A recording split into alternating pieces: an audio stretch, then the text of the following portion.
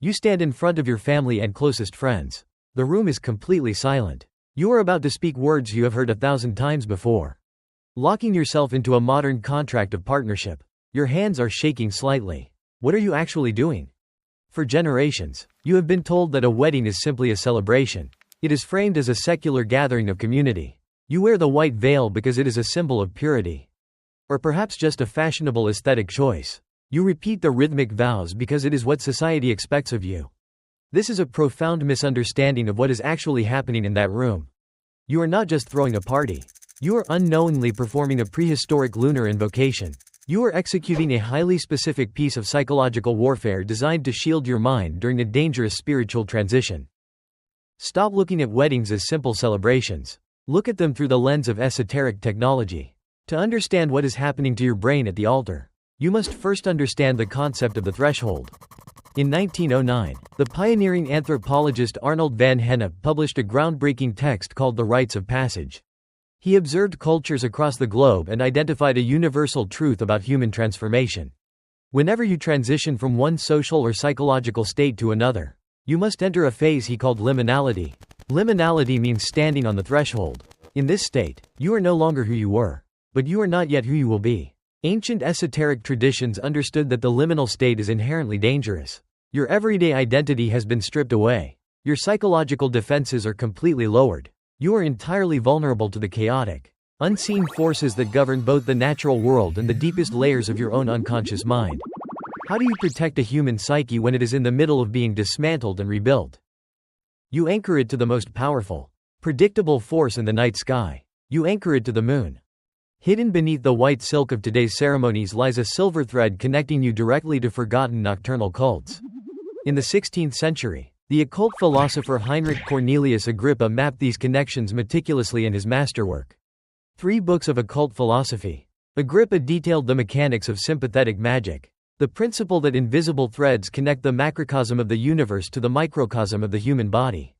He explained that the moon exerts a massive gravitational pull not just on the oceans, but on the subtle fluids of the physical body and the fluctuating currents of the human mind.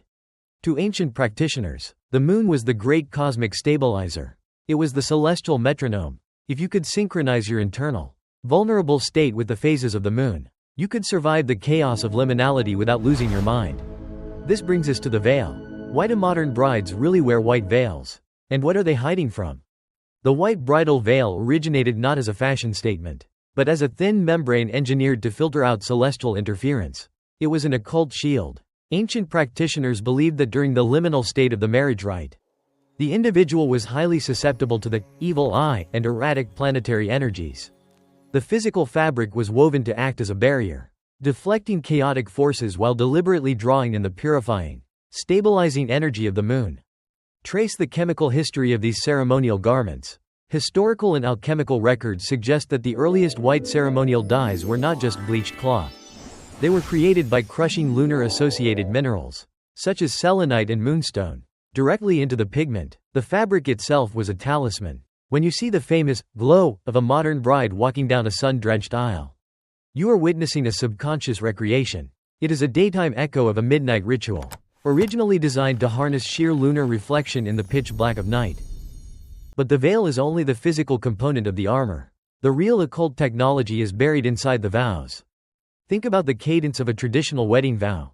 It is highly repetitive. It relies on a specific, rhythmic call and response. The officiant speaks. You answer. You say, I do. Why this exact, unbreakable rhythm? Why do we use language that sounds more like a legal binding than a poem of love?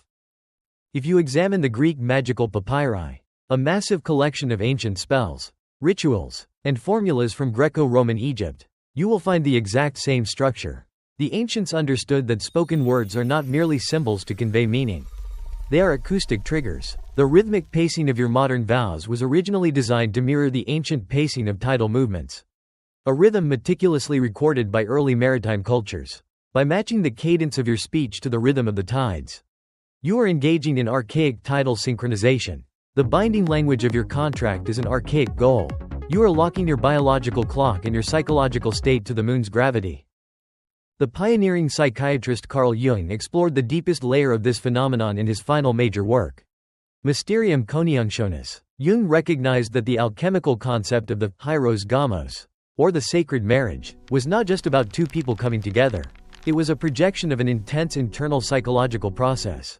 It is the integration of the conscious mind with the vast, unknown ocean of the unconscious. When you participate in a marriage ritual, your brain is attempting to fuse two separate realities into one coherent universe.